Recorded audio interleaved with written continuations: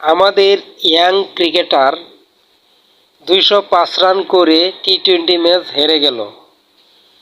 আরব আমিরাত একটি জোড়াতালি team, জ্বালা-জোলা wailing করে এক এক দেশের এক একটা প্লেয়ার নিয়ে একটা দল গঠন করলো, আর সেই দলের কাছে আত্মসমর্পণ করলো। আগে শুনতাম মাহমুদুল্লাহ রিয়াদ, তামিম ইকবাল, মুশফিকুর রহিম এদেরকে দিয়ে টি-20 ম্যাচ চলে না। আর এখন তো টি-20 দল ২০৫ রান করেও ইয়াং ক্রিকেটাররা হেরে গেল।